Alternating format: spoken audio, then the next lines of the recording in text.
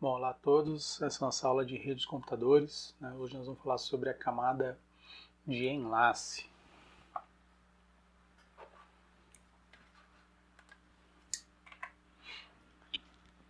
Bom, então nas aulas anteriores a gente terminou a camada física, né? Recomendo que quem não estudou a camada física ainda, né, estude, né, assistiu os vídeos anteriores ali. Mas basicamente a camada física pega os bits e converte em uma forma interpretável pelo meio. Tá? Ela faz isso sem se preocupar muito com os dados, tá? Então vai surgir agora a camada de enlace para se preocupar com os dados e começar a dar inteligência ali para essa transmissão de dados, tá? Então a função da camada de enlace, como a gente já viu quando a gente estava vendo os modelos TCP/IP e ISO-OSI, tá? É detecção de erros, então é responsável por detectar erros, se possível até corrigir, mas não é obrigado a corrigir, tá? Detecção. Controle de acesso ao meio, então dizer quem é que pode acessar o meio ali para não ter colisões, né, para não haver perda de dados ali, por exemplo. Endereçamento físico, tá? Então identificar as máquinas na rede e impedir que hosts mais rápidos inundem informações hosts mais lentos. Tá? Então, diferente do que a gente fale aqui na camada de enlace, tá? A gente sempre tem em mente esses 4 itens aí, são os 4 itens principais, né, as funções principais da camada de enlace. Bom, então qual que é a ideia, né? A ideia é que até a camada de enlace, né, os dados ainda não saíram do computador, e é a camada física que vai transmitir esses dados. Então, como eu falei anteriormente, né, a camada de enlace tem que começar a fornecer uma certa inteligência para essa transmissão, porque a camada física simplesmente pega os bits e transmite para frente, ele manda para frente e não se importa muito como isso está acontecendo. Então, na camada de enlace começa a surgir a ideia do quadro de rede ou do pacote de rede. Tá? Então o que acontece? Aqui no nosso exemplo, nosso amigo quer enviar um olá. Tá? Então eu vou pegar meu olá, vou passar pelas camadas aqui, lembrando que a gente já viu isso no modelo TCP ISO-OSI, né? Isso vai sendo empacotado dentro de cada uma das camadas aqui, e na camada de enlace não é diferente. Tá? Então esse payload aqui, né, a gente pode visualizar a princípio como sendo esse olá que eu estou enviando aqui. Tá? E aí eu tenho um cabeçalho, um header. Tá? O que é esse header? São informações que eu vou utilizar para enviar e receber isso entre as máquinas da rede. Tá? Então é uma informação, imagine que seja uma carta de correio lá, né, seria remetente, destinatário, CEP, tá? Mas isso, né, em redes de computadores. E o trailer, né, geralmente ele é um fragmento ali do cabeçalho, um complemento, tá, do cabeçalho. Tá? É comum na camada de enlace eu ter, né, o cabeçalho e ter essa parte de trailer aqui, tá? Então seria essa informação complementar. Tá? Então esse aqui seria o quadro de rede, que é o nome dado, né, a informação na camada de enlace aqui. Tá? Então a partir da camada de enlace a gente começa a perceber esses elementos aqui. Então da camada de enlace, né, para cima eu tenho a ideia de cabeçalho. Então aqui numa visão melhor, né? Então dentro do payload que eu tenho, né? Eu tenho o cabeçalho da camada de interrede e o payload aqui seria os dados que ela está enviando, tá? Então posso chamar de payload ou chamar de dados, de data, tá? Tenho o cabeçalho da camada de transporte, né? E a carga útil ali, tá? Os dados dela. E o cabeçalho da camada de aplicação e finalmente eu chego no olá, né? Com o carinha que queria transmitir do outro lado. Tá? Então se eu analisar o payload do quadro de rede, eu vou enxergar isso aqui. De novo, a gente já viu isso quando a gente estava vendo o modelo TCP/IP e modelo ISO-OSI, né? O processo de empacotamento e desempacotamento. Bom, antes de falar, né, sobre a camada de enlace, vamos pegar um conceito mais genérico aí, para a gente entender melhor, né, os assuntos daqui para frente, que seria a diferença de comutação por pacotes e comutação por circuito. Não estou falando computação, não está errado, tá? É comutação, o ato de comutar, é o ato de tirar de uma rede e colocar em outra rede, né? Como isso é feito, tá? Então basicamente eu tenho duas formas de fazer isso aí. Bom, então a primeira forma que a gente vai ver, né, é comutação por circuito. Tá? A gente normalmente relaciona ela com a telefonia tradicional. Então, né, antigamente os telefones trabalhavam dessa forma aqui. Então, hoje em dia é difícil dizer como, né, a telefonia trabalha, como a rede de computadores trabalha, porque tem uma grande mistura ali de tecnologias, né? Mas tradicionalmente a telefonia faz comutação por circuito. Tá? Então como é que funciona?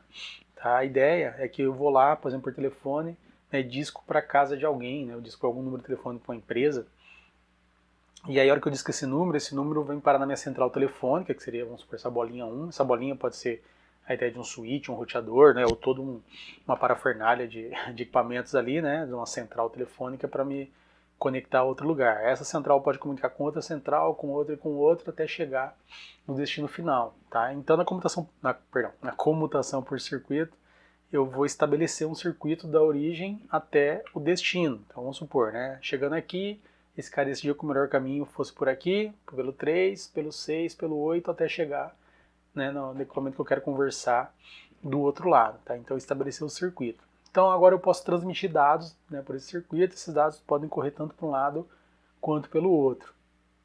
E na ideia do circuito, né, que quando eu estabeleço esse circuito fica dedicado para minha transmissão. Tá? Então a princípio não vai acontecer, né, ninguém mais vai interferir nessa transmissão aqui. Tá? E eu tenho uma ideia que a gente vai, né, comentar um pouco mais depois, né, de qualidade de serviço. Também a qualidade da voz não vai mudar, indiferente do número de pessoas que vão se conectar à minha rede. Tá? Essa é uma grande vantagem da comutação por circuito. Problema, né, que o circuito fica dedicado, tendo, né, a gente transmitindo dados ou não. Então, tipo, liguei para casa de alguém, e aí eu fui desligar o telefone e não coloco o telefone no gancho direito. Tá? Então o telefone fica ativo. E a linha, o circuito vai ficar dedicado. Se alguém tentar ligar para mim, por exemplo, não vai conseguir. Dependendo do caso, até se for ligar para outra pessoa, não vai conseguir porque o circuito ficou travado. Tá? Então eu estou falando alguma coisa, está lá o circuito. Eu parei de falar, não estou falando mais nada, o circuito ainda está lá. Tá? Isso é um ponto ruim em comutação por circuito. Né? Outro caso aqui que é um dos principais, o meu cabo foi lá e rompeu. Passou um caminhão, rompeu o cabo, aconteceu alguma coisa assim, alguém foi lá, desconectou um cabo na central de forma errada, o circuito cai. Tá? Então eu percebo que que minha ligação, por exemplo, cortou. Mas percebam que ainda existem rotas aqui, né, para restabelecer esse circuito. Só que a princípio no telefone eu tenho que ir lá e discar, tá, para que esse circuito aqui seja restabelecido. Ou seja, o usuário ele percebe, tá, que o circuito caiu. Em computação por circuito isso é comum. Outra questão, né, a máquina D aqui quer falar com a máquina A. Tá? Se já tiver uma ligação acontecendo aqui, tá, não vai ser possível. Eu sei que hoje em dia, né, tem os telefones aí que dá para colocar chamada em espera, alguma coisa assim, mas de novo, a gente está falando de telefonia tradicional, né, a telefonia antigamente aí, né, na comutação por circuito, isso não era possível. Tá? O detalhe aqui, né, vamos supor aqui que esse equipamento aqui esteja com o máximo de uso. Então o que acontece? Estou usando os dois fiozinhos aqui, ele quer fazer uma ligação, né, vou falar com D, por exemplo, mas não tem mais recurso aqui. Como a comutação por circuito garante qualidade nas ligações que já estão ativas, tá? Se vier uma ligação nova e não tiver por onde mandar isso daí, não tiver recurso, ela vai negar. Então geralmente você pega o telefone de disco e fala assim, a rede temporariamente indisponível. Tá? Significa o quê? Que esse cara que ele atendeu, mas não tinha por onde mandar aqui, porque as duas linhas estão ocupadas aqui, ele falou assim, então não consigo te conectar na rede, você não vai usar a rede, porque eu não vou degradar o sinal dos outros aqui para colocar você na rede. Tá? Então isso é comum em comutação por circuito. De novo, isso é bom por um lado e ruim por outro. É bom para quem já está conectado, né? Para quem não está, tá, isso não é legal, o cara não vai conseguir usar o serviço da rede. Então, falamos de comutação por circuito, agora vamos falar de comutação por pacotes. Então lembra que eu tinha meus dados antes na comutação por circuito. Vamos pegar esses mesmos dados agora, né, e na comutação por pacotes eu vou dividir ele em um dado menor. Então, em vez de ter um pacotão, eu vou ter vários pacotinhos. Então eu vou cortando aqui. Então eu vou cortar, né, o primeiro pedaço ali, tá, da minha informação, o segundo pedaço e assim por diante, né, chegando ali, né, quantos pedaços forem necessários. Então basicamente essa é a ideia de comutação por pacotes. Eu vou mandar meu dado que eu quero enviar em pequenas porçõezinhas ali que são os pacotes. Na mesma rede aqui, agora o que eu faço? Eu pego cada um desses pacotes aqui e envio ele para a rede. Então, por exemplo, ele vai ocupar essa parte aqui, esse cabinho de rede, né, em um dado momento, tá? Nesse momento 1 aqui. Então, nesse momento 1 aqui eu estou transmitindo esse pacote. E a princípio não estou transmitindo mais nada aqui. e aí eu vou intercalando esses pacotinhos nesse cabo aqui, tá? Dividindo por tempo aqui, tá? Então, no segundo momento, ó, o pacote 1 já veio aqui, do 1 pro 3 aqui, e agora eu estou usando aqui do A pro 1, né? Estou transmitindo o pacote 2, e vou indo, ó. Tá? Então, meu pacotinho vai andando, eu vou transmitindo, até que ele chegue no destino, ok? É, né, bem similar ali ao que a gente tinha antes na comutação por circuito, só que estou mandando pequenas porçõezinhas do meu pacote. É claro que tem, né, grandes diferenças ainda quanto a isso.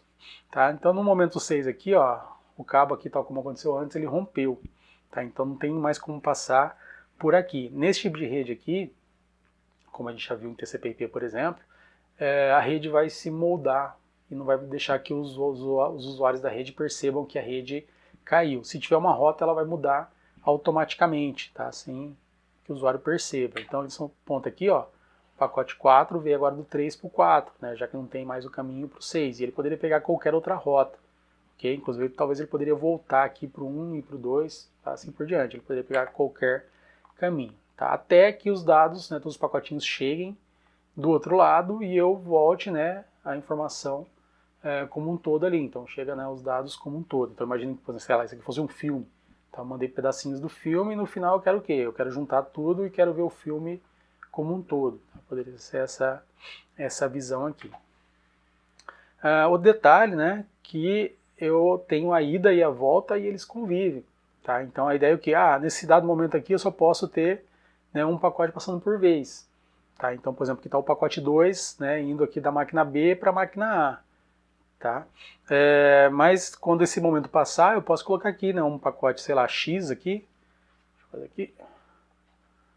O pacote X está ocupando esse lugar que estava pelo 2. Então eu vou intercalando, né, novamente a ideia de time share que a gente já usa, por exemplo, em sistemas operacionais, na parte de hardware, todo mundo, né, usar um pouquinho do processador, por exemplo, durante um dado tempo, dá a impressão que está todo mundo usando simultaneamente, né? Mas na verdade não está, que é tão rápida essa intercalação que dá a impressão que é todo mundo ao mesmo tempo, tá? Então eu tenho essa ideia aqui de ir e volta aqui, né? Eu fiz a ideia da ida tá sendo por baixo e a volta por cima, mas isso aqui poderia ser totalmente intercalado, tá? Não existe essa ordem aqui. Depende do que a rede decidir o que é melhor. Agora, né, ao contrário do que aconteceu anteriormente, ó, eu vou falar com A. Então a máquina D quer falar com a máquina A. Anteriormente não dava na comutação por circuito. Tá? Na comutação por pacote não. Tá? Eu posso intercalar os pacotes laranjadinhos com os verdinhos aqui, tá? Da máquina D, tá? E fazer como se todo mundo estivesse transmitindo simultaneamente. Outra questão que a gente falou, né? A máquina C antes ela queria transmitir, não dava porque a rede estava lotada. E agora dá, porque eu posso intercalar os pacotinhos, né, e transmitir isso. Não tem importância que o circuito está reservado, porque simplesmente não tem circuito, ok? Então, né, nosso amigo fala aqui, né, então entendi, né, comutação por pacotes é muito melhor do que comutação por circuito. Tá? Isso não é bem verdade, né, existem as vantagens e desvantagens, né.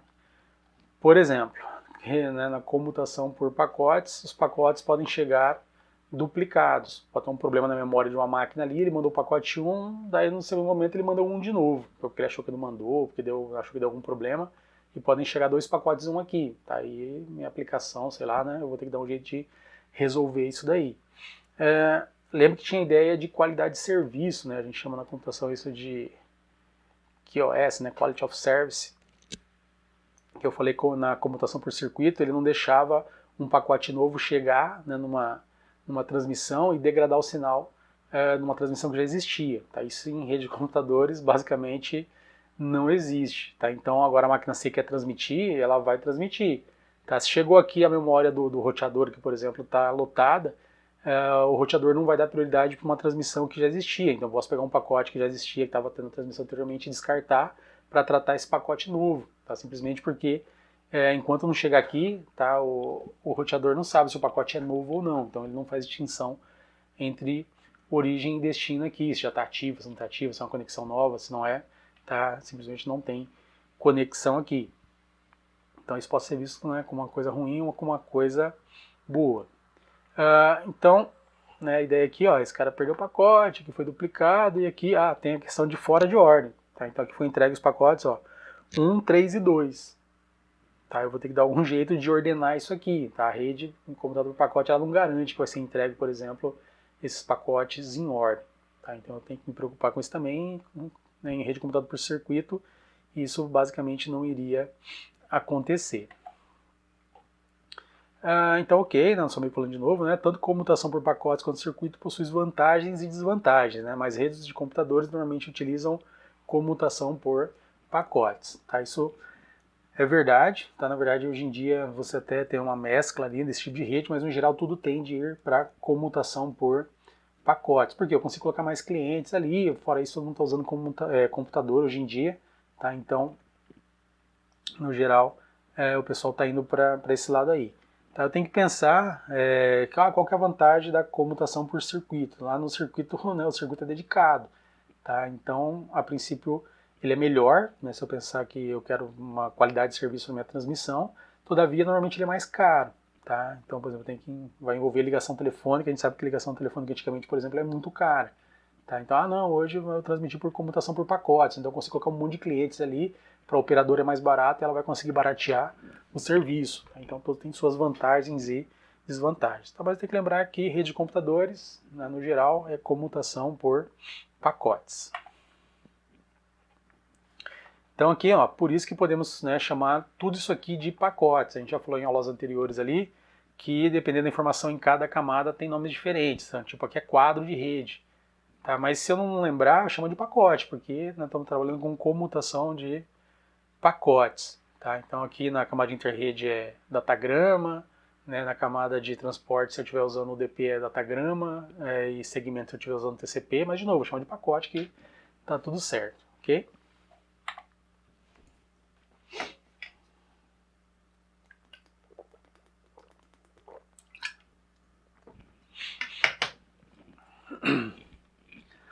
Bom, agora voltando, né, depois de ver comutação por pacotes e comutação por circuito, né, vamos voltar a falar de camadas de enlace. E vamos, né, ver agora que a camada de enlace ela pode fornecer 3 tipos de serviços. Tá? Seria basicamente a forma de entregar os dados. Tá? O primeiro seria sem conexão e sem confirmação. Então tem aqui meus 3 pacotinhos. Eu vou enviar da máquina A para a máquina B. Tá? Aqui tem uma linha de tempo. Tá? Então conforme for passando aqui, é o tempo passando, né? Na rede aqui tem uma rede, né, de alguma forma de interligação entre as máquinas aqui que eu não estou vendo, tá? Então pode ser uma rede sem fio, um cabo aqui, né? A gente não está mostrando isso, o que importa aqui é o tempo, tá? E aqui eu tenho uma legenda aqui, né, que é para representar os pacotes de dado pelas linhas verdes e os pacotes de controle que são necessários para transmitir os dados, né, com essa linha pontilhada em vermelho, ok? Então o que eu vou fazer? Chegou o primeiro pacotinho aqui na minha máquina, na camada de enlace, eu vou enviar ele para frente.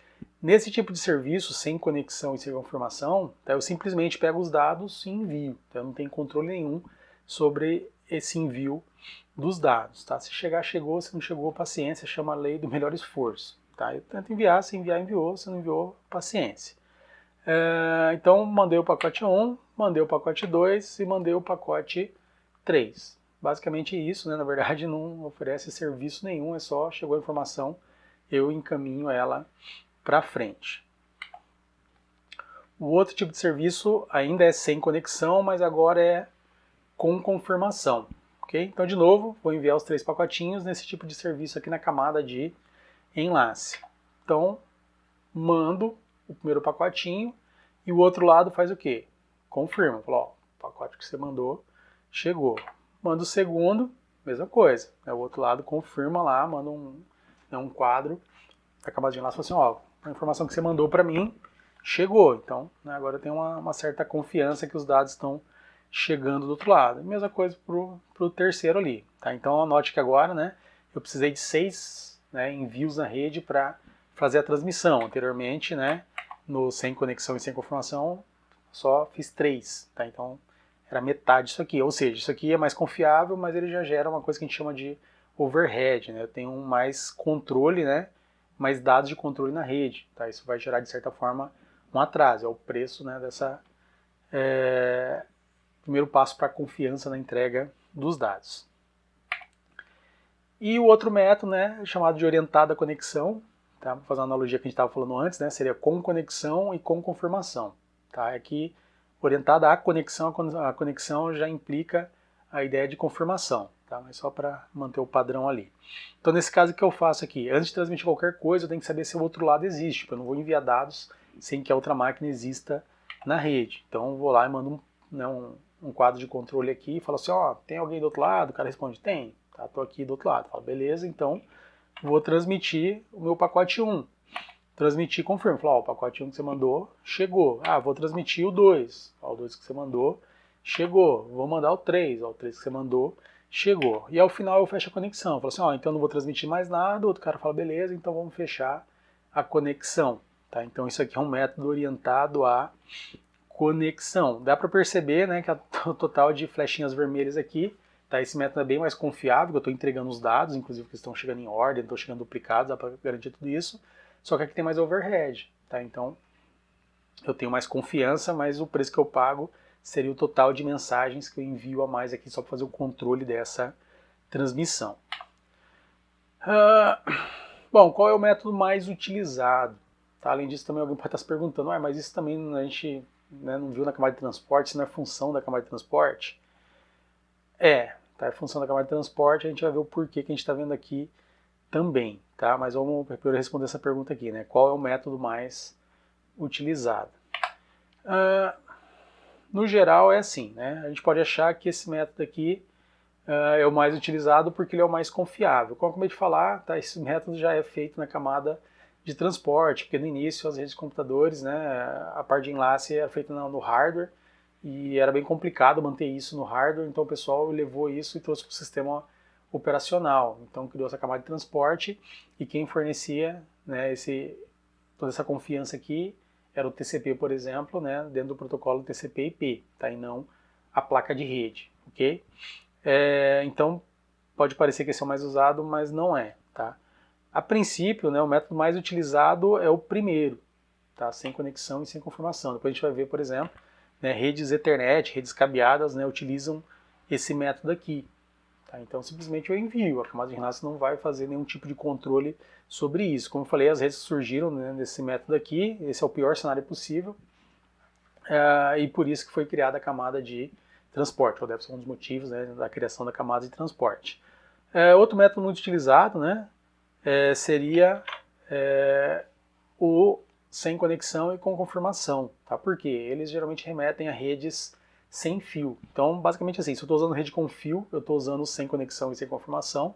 Se eu estou usando rede sem fio, eu estou usando o sem conexão, mas com confirmação. Tá lá na aula de Wi-Fi a gente vai entender, tá, o porquê que a gente usa esse método aqui no sem fio, né, e esse método aqui no com fio, ok? Ó, não entendi, né, o nosso amigo está com uma dúvida aqui ainda, não entendi o motivo da camada de enlace normalmente não ser orientada à conexão. Pô, eu quero que os meus dados cheguem corretamente, tá? Então, de novo, historicamente, né, o hardware não tinha capacidade de fazer isso no início, então isso foi feito a nível de sistema operacional. Então, quem fazia era a máquina como um todo e não a placa de rede. E hoje em dia é bem complicado mudar isso, tá? A gente vai ver o porquê, tá? Primeiro motivo, né, overhead, né, já que é difícil desativar a camada de transporte. Então, todas as soluções que foram feitas atualmente, né, elas foram feitas utilizando o meio de transporte orientado à conexão. Então, tipo, se eu uso HTTP, eu estou usando TCP. Tá? Se eu uso SSH, estou usando TCP. Se eu uso HTTPS, estou usando, né, TCP. Então, não dá para eu lá simplesmente ir desligar o TCP para usar, né, o orientado à conexão da camada de enlace. E se eu deixar os dois, né, eu vou causar overhead, né? Percebam aqui, se eu tiver o método orientado à conexão na camada de transporte e na camada de enlace, o que vai acontecer. Então aqui agora, ó, eu tenho o controle da camada de enlace, controle da camada de transporte e os dados, tá? Para a gente tentar ilustrar o que acontece aqui. Então inicialmente, ó, eu começaria abrindo a conexão na camada de enlace. Aí eu teria que abrir a conexão na camada de transporte, né? Usando o nosso protocolo TCP, ok? E aí ele mandou, ó, tem alguém aí do outro lado? Só que isso aqui, para a camada de enlace, é dados. Então o que ele vai fazer? Ele vai confirmar, falar assim, ó, tem, só que nível já de camada de enlace com a conexão estabelecida. Aí o outro lado fala assim, ó, então tem alguém aqui do outro lado, em nível de camada de transporte. Aí de novo, para a camada de enlace, isso aqui simplesmente são dados. Você vai fazer o quê? Ok, né, o que você mandou aqui anteriormente chegou. Agora eu vou transmitir os dados propriamente dito, vou mandar o pacote 1. Aí o que acontece? A camada de enlace confirma, fala assim, ó, esse cara que você mandou chegou. Só que também a função da camada de transporte, né, em nível de software, fazer isso também. Então ela vai mandar, falando assim, ó, a informação que você mandou chegou via, né, TCP, por exemplo. Aí esse cara vai confirmar, fala, ó, nível de camada de enlace, o que você mandou anteriormente chegou. E aí, né, ainda falta enviar 2 pacotes. Olha o tanto de mensagens que já foram aqui. De novo, o nome disso aqui é overhead. Tá? Então, se eu usar orientado à conexão na camada de enlace e na camada de transporte, isso vai causar um grande overhead. Né? E como eu falei, atualmente é basicamente inviável de desabilitar isso na camada de transporte, porque os serviços estão altamente atrelados ali. Tá? Então, no geral, o que você vai fazer? Você vai acabar desativando na camada de enlace. Outra questão é que não tem como garantir que todas as camadas de enlace, todas as redes no meio do caminho vão ter um enlace confiável, orientado à conexão. Então, no geral, o que você faz? Deixa para a camada de transporte resolver isso aqui. Ó. Então, vamos ver aqui essa redinha. Ó. Quantos enlaces eu tenho aqui? Tá? Então, basicamente, cada rede aqui é um enlace. Tá? Então, olha aqui. Ó. Eu tenho um enlace 1, que é sem fio, outro enlace 2 aqui, que poderia ser um Ethernet ali. Aqui, ó, o enlace 3 pode ser PPP, mais para frente a gente vai ver isso na camada de enlace, inclusive. Outro PPP, tá, outro Ethernet e outro Wi-Fi. Tá? E cada um está trabalhando de um jeito diferente, não tem como garantir que todos vão ser orientados à conexão. Então, de novo, não dá. Vamos supor, só esse cara aqui é orientado à conexão. Ele faz essa ideia da confirmação da camada de enlace. Então, eu teria isso só aqui e todo o restante da rede não. Tá, então não teria como garantir isso aqui. Então, de novo, deixa isso a serviço da camada de transporte.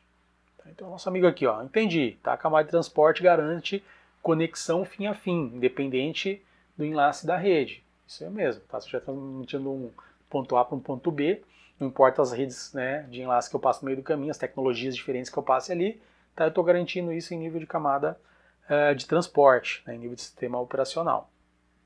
E, né, não me preocupo com os enlaces ali. Além disso, usando orientada conexão no enlace, é provável que eu cause overhead, porque já estou usando orientada conexão na camada de transporte na maioria dos serviços aí, como a gente vai ver quando chegar na camada de transporte. Tá? Então, no geral, tá, eu tenho que perceber o quê? Que a camada de enlace pode fornecer esses serviços, né, sem conexão e sem confirmação, geralmente é esse que é utilizado, sem conexão, mas com confirmação, isso é para rede sem fio, mas provavelmente eu não vou usar o orientado à conexão da camada de enlace. Isso vai ficar a cargo da camada de transporte. Bom, agora a gente vai falar de tipos de enlace. Tá? Eu falo que a gente tem basicamente 2 tipos, um chamado de ponto a ponto e outro que eu chamo de multiponto. Então eu tenho um que são só 2 pontos, tá? Representado aqui. Tá? Então tem uma rede lá, tá? E ela tem um ponto A e um ponto B, uma ligação desses pontos aqui. Tá? Isso é ponto A, ponto. E o multiponto eu tenho mais pontos aqui, não são só, né, 2 pontos, ponto a ponto. Tá? Também é chamado de multiacesso, ok? Mas, de novo, para seguir a ideia do ponto aqui, né, eu chamo de multiponto. Tá, professor, mas qual que é a diferença disso aí, o que interfere na camada de enlace? Tá? Então imagina aqui que eu estou transmitindo os dados aqui em nível de camada física. Se eu estiver numa rede ponto a ponto, se o A está transmitindo, quem está recebendo? Quem que é o destino? É o B. Tá? Não preciso controlar isso daí. Outra coisa, né, se eu tiver uma ideia de full duplex aqui, então imagina que eu tenho 2 cabos, né, estão escondidos aqui dentro, tá? Eu não vou ter colisão, não tenho que fazer controle de acesso ao meio. Tá? Porque um transmite por um lado e recebe para o outro lado. Então, a princípio, né, esse tipo de enlace aqui tá, é mais simples. Tá? Já se eu pensar numa rede multiponto, né, se o A está transmitindo, qual que é o destino? É o B, o C, o D, é todo mundo? Quem que é? Tá? Então, eu tenho que controlar esse tipo de coisa. A gente já viu também, né, se o A está transmitindo, as outras máquinas da rede têm que estar escutando, elas não podem transmitir, porque essa rede, por exemplo, está simbolizando um barramento. Se mais de uma máquina tentar transmitir ao mesmo tempo, vai dar colisão. Então, tem que controlar isso na camada de enlace, que é a função da camada de enlace fazer isso. Então, aqui a ideia, né, para quem quer esse quadro aqui, tá? Se for uma rede multiponto, eu tenho que controlar isso. Então, ó, tô mandando. Em nível de camada física, todo mundo recebe isso aqui, tá? Mandei o pulso elétrico aqui pela rede aqui, máquina B, C e D recebeu, tá? Mas na camada de enlace, para quem que é isso aqui? Então, como a gente falou anteriormente, né, começo a precisar de um cabeçalho. Então, o que eu vou fazer? Na camada de enlace, eu vou inserir aqui o destino. Então, tem os meus dados lá, que é o meu famoso olá, que eu estou usando de exemplo aqui nos slides, né? Então, tipo, eu não vou mandar só o olá, porque o olá vai chegar para todo mundo. Eu vou olá para quem dessas máquinas aqui? Falar, então vou determinar que é para a máquina B, tá? Então, eu vou lá no meu cabeçalho e vou colocar assim, ó, então o destino é a máquina B. Então, em nível de camada física, todo mundo recebe isso aqui. Só que em nível de camada de enlace, essa máquina vai olhar, você é a máquina B? Sou. Então, continua tratando isso aqui. Você é a máquina B? Não, sou a máquina C. Descarta. Sou a máquina D. Descarta. Tá? Então, isso que a camada de enlace vai fazer. Só que daí a ideia, ó, beleza, recebi isso aqui, né, o cara mandou um olá, eu quero responder. Para quem que eu respondo? Tá? Então, eu preciso de mais uma informação. Tá? Então, eu preciso do destino e da origem. Então, né, já são 2 dados a mais no meu cabeçalho aqui da camada de enlace. Então, inicialmente, quando eu transmiti pela rede aqui, né, na camada física, a primeira coisa que eu estou mandando é o destino. Então, é o B, que está representado o B em ASCII aqui. Então, o que eu faço? Escuto os primeiros 8 bits ali, e aí já olho, falo assim, opa, esses primeiros 8 bits, né, tá falando que é o B, então eu vou continuar escutando o restante. Máquina C e D já pode, por exemplo, parar de escutar. Fala assim, eu sei que essa transmissão sempre acontece de tantos em tantos bytes, então eu vou pegar, né, o tempo que demora para transmitir isso daí e já nem vou escutar, não vou perder meu tempo guardando isso em memória. Um exemplo, né, que pode acontecer na camada de enlace. E aí os próximos 8 bits, ó, tá aqui, né, o ASCII do A. Fala assim, ó, então recebi a informação e quem mandou isso para mim foi o A. Agora eu posso montar um quadro, né, o contrário. Fala assim, ó, eu vou responder o cara lá. Então eu falo assim, ó, então agora o destino é o A, né, e a origem é o B, e vou mandar um oi pro cara do outro lado, eu transmito isso pela rede, esse cara vai receber e fala assim, eu não sou o A, descarta, não sou o A, descarta, sou o A, recebo, falou, quem mandou isso para mim foi o B, ele mandou um oi. Tá, então pode ser um exemplo aqui da transmissão na camada de enlace. Então vem nosso amigo de novo, enlaces ponto a ponto possuem características diferentes do multiponto, verdade? Mas tem como conectar mais de 2 máquinas em uma rede ponto a ponto. Então, numa rede ponto a ponto, né, eu tenho só 2 máquinas. E se eu quiser colocar uma terceira máquina, como é que eu faço? Tá, então tá aqui. Tá, o que eu vou fazer? Eu vou fazer um enlace entre A e B, porque o enlace é ponto a ponto, e depois eu vou fazer um enlace entre B e C. Tá? Se eu precisar conversar do A com C, eu tenho que passar por esses 2 enlaces aqui. Tá? E aí, geralmente isso aqui já vai ir para a camada de rede, tá? Que vai fazer essa comunicação do enlace 1 com o enlace 2, mas por enquanto não vamos entrar nesse mérito não. Então aqui é importante perceber, né, como é que funcionam os quadros de rede quando eu tenho diferentes tipos de rede. Tá? Então vamos ilustrar isso daqui. Então eu formo o primeiro quadro de rede ali, tá? Transmito ele pela rede, tá? O meu olá, que é a máquina aqui quer enviar, e esse quadro vai ser transmitido e chegar na máquina B. Lembrando que aqui não precisa especificar origem e destino, porque um só está transmitindo para o outro. De novo, se eu for fazer isso, provavelmente vai ser em nível de camada de interrede, né, na camada de rede do modelo SWOT. Quando chegar aqui, essa máquina vai fazer o quê? Ela vai pegar o olá, vai mandar para cima, tá? A camada superior. E esse quadro de rede aqui, ele já fez o papel dele, tá? Então, a princípio, ele vai ser jogado fora. Tá? Pode ser que alguma tecnologia vai fazer uso dele ainda, tá? Mas na teoria, tá, ele é jogado fora. E aí eu crio um novo quadro de rede. E aí vou colocar o olá, ó, aqui dentro, ok? E mandar para o outro lado e, né, chegou o olá aqui na outra máquina. Tá? Então, basicamente, né, esse é o caminho da rede. Tá? Posso fazer isso, né, com uma rede maior. Então, a mesma rede anteriormente, ó. Então, mandei, primeiro mando o quadro, a máquina recebe do outro lado lá, trata o quadro lá, pega a informação que está no quadro e vou mandar para o outro lado. Opa. E cria um quadro verde aqui, por exemplo, né? Simbolizando o enlace verde, e mando para o outro lado. Se eu for mandar isso para frente ainda, ó, cria agora, né, um quadro vermelho do enlace 3 aqui que é vermelho, e mesma coisa, mando aqui. Então chega aqui na rede multiponto. Tá? Na rede multiponto o quadro tem que ser um pouquinho diferente. Aqui, por exemplo, vou ter que colocar, ó, que isso vai vir da máquina D, que é a máquina que está enviando aqui nesse enlace, tá, para a máquina F, por exemplo. Aí eu vou chegar na máquina E e falar, ó, se é a máquina F? Não, descarta. Se a máquina F então entrego lá aqui. Ao mesmo tempo na camada física chegou aqui na máquina G também, e a camada de enlace pergunta, você é a máquina F? Não. tá? Então descarta.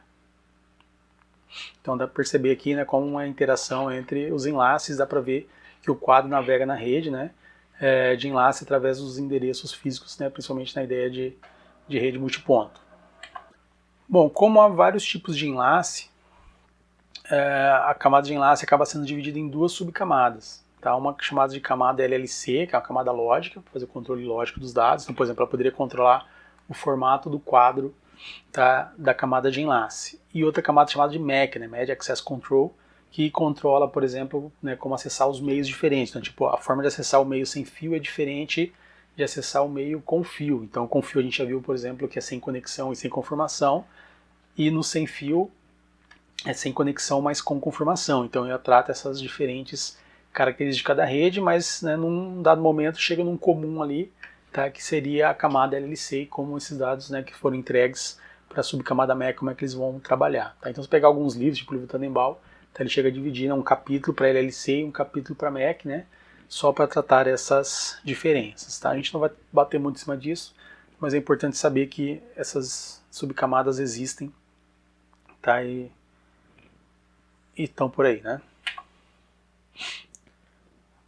Bom, para acabar essa parte da nossa introdução à camada de enlace, nós vamos ver, né, um protocolo da camada de enlace chamado PPP, né, que é o Point to Point Protocol. Tá? Vamos ver outros aqui, né, mas são para redes ponto a ponto. Tá? Nosso objetivo aqui nessas aulas, tá, não é entrar a fundo nesses protocolos aqui. A gente está focando um pouco mais em protocolos de LAN. E esses protocolos aqui são mais para MANs e WANs. Tá? Quem trabalhava com rede escada antigamente, por exemplo, já ouviu falar, por exemplo, do PPP, que é o que a gente vai focar aqui. Tá? Mas existem alguns casos que é necessário usar esses protocolos mesmo em rede local. Tá? Eles são feitos mais para rede de longa distância, mas nada impede de usar eles em redes locais também. Então a ideia é que existem vários protocolos ponto a ponto. Tá? Um chama, por exemplo, SDLC, e desse foi derivado o ADCCP, que foi, né, o padrão ANSI pegou esse SDLC, tá, e modificou ele e ele virou o ADCCP. Tá. O ISO, né, o órgão internacional que a gente já viu lá, padronizou ele e ele virou HDLC. Tá. O HDLC é relativamente famosinho, tá, então é bom dar uma olhada nele. O ANSI, lembrando, é como se fosse o ABNT aqui no Brasil, tá, mas é o ABNT lá dos Estados Unidos. Tá, então o ANSI tem esse lado aí. Tá? Esse protocolo, né, que é o HDLC, ele já foi alterado, né, ele virou o LAP, por exemplo. E, né, o que a gente vai ver aqui mais a fundo, que é o PPP. Tá? Então tem um monte de protocolo aqui, tá? O Tannenbaum brinca, se você não gostar de algum deles, espera um tempo que vai sair um novo. Tá? Mas, né, eu falo que os dois principais que a gente dá uma olhada aqui é o HDLC e o PPP. Né? Nós vamos escolher o PPP, que é muito similar ao HDLC, né, é derivado do HDLC. Tá? Como é que é o quadro PPP? Tá, o quadro PPP inicia com as flags. Essas flags também são chamadas de start bit. Ela indica que está tendo início da transmissão. Tá, ela inicia com essa sequência de bits aqui, tá, que é 0, 1, 1, 0. Tá? Então, se uma máquina receber isso na rede, ela sabe, está iniciando a transmissão do quadro. Depois disso, ela tem um endereço. Só que a gente falou, né, num link ponto a ponto, não é comum, né, usar o endereço, porque, né, o destino é a máquina que está do outro lado. Então, normalmente, todos os bits aqui estão setados em 1. Tá? Simbolizando que essa informação é para qualquer um na rede, e esse qualquer um está do outro lado. Como é um link sem conexão, tá? E sem confirmação, tá? O controle também, geralmente, ele está setado desse jeito aqui, né? 00, 11. Tá? Então, um bit, um byte tudo zerado, só com os 2 bits últimos ali em 1. Tá? Então, normalmente, é esse o valor que vai ter, né? E o pessoal não usa controle aqui nesse tipo de rede, porque ele é sem conexão e sem confirmação. Próxima informação, né, que pode ter de 1 a 2 bytes, é o protocolo. Então, tipo, eu vou entregar isso aqui para o outro lado, eu tenho que saber para quem entregar do outro lado. A máquina geralmente é multitarefa, então lá dentro está rodando, né, IP, está rodando, né, pode estar rodando o protocolo, IPX, SPX, né, para quem que eu vou entregar isso daqui. Tá? Então, esse campo aqui vai dizer para quem entregar, para qual software entregar isso do outro lado. É bem importante, né, porque é uma forma de sair de uma camada e ir para outra. Não quer dizer, né, que eu vou entregar isso para a camada de cima, mas normalmente, né, a ideia é que sim. Aqui seria o payload, então no exemplo clássico aí, né, aqui estaria o meu OLA, teria os cabeçalhos das camadas de cima. O checksum, tá? Então o que é o checksum? Eu vou fazer a soma de todos os bits aqui e vou jogar o resultado da soma aqui. Do outro lado o cara vai receber, vai fazer a mesma soma e vai ver se bateu. Se bateu, ele continua processando os pacotes. Se não bateu, ele descarta. Como não tem controle, ele não vai avisar que deu alguma coisa errada, ele simplesmente vai descartar. Tá? E geralmente em quadros, né, de longa distância aí, né, de protocolos de longa distância, eu tenho um stop bit, tá, que são as flags de novo aqui, tá, dizendo que o pacote terminou. Tá? Isso não é tão comum em rede local, né, mas em rede de longa distância é bem comum. Tá? Então, vou pegar aqui, né, aqui teria a ideia do cabeçalho e aqui teria a ideia do trailer. Tá? Então, como eu falei, é bem comum isso na camada de enlace. Então, aqui um exemplo. Ó. Então, eu vou começar minha transmissão. Tá? Eu começo preenchendo com as flags aqui. Né? Estou começando a transmissão. Vou encher de uns aqui, porque eu não uso endereço, não uso controle, então, né, sempre vai ser essa informação aqui. 00011, tá, o protocolo, tá, então coloquei um aqui qualquer, imagino que está simbolizando o IP. Payload, então imagino que meu olá seja esse aqui. Aí somo, né, endereço, controle, protocolo, payload e calculo o checksum, então imagino que deu isso aqui, o checksum, é como se fosse um algoritmo hash ali.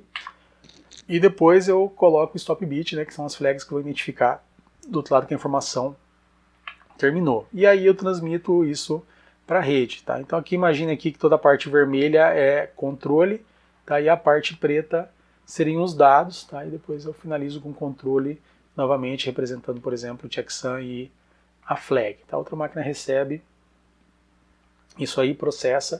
Tá? Se estiver tudo ok, ela manda para a camada de cima. Então tem o processamento na máquina B aqui. Tá? Aí o que ela faz? Ela pega o checksum, recebe toda a informação. A primeira coisa que geralmente ela faz é pegar o checksum, aí ela mesmo, né, pega lá o endereço, o controle, o protocolo e payload que ela recebeu, faz o cálculo igual aqui e verifica se o cálculo que ela chegou foi igual ao cálculo aqui que está no checksum. Se for igual, ela vai continuar processando. Okay? Caso contrário, ela vai descartar o pacote e não vai avisar nada para ninguém. Tá? Se tiver que retransmitir isso, vai ser função da camada de transporte. Se tiver tudo ok, aí sim, né, ela processa os outros campos aqui, principalmente nesse caso, né, o protocolo, e aí ela manda o payload aqui para o protocolo que tiver especificado aqui do outro lado, tá? Já que eu descarto normalmente o endereço e o controle nesse tipo de protocolo. Então, concluindo aqui, né, nossos slides, né, sobre a camada de enlace, uma nossa primeira introdução aqui, né? Então, a camada de enlace trata de erros da camada física e começa a dar alguma inteligência para a rede, né, tal como o formato dos dados, né, como vai fazer o controle de acesso ao meio, né, nós vamos ver isso melhor nos assuntos futuros. Tá? Então, nas próximas aulas nós vamos ver o Ethernet, que é muito importante, o Wi-Fi, tá? A ideia de switching e VLAN. Tá? São basicamente os pontos que a gente vai cobrir aqui na camada de enlace das nossas aulas de rede de computadores. Ok? Nos vemos na próxima aula. Valeu!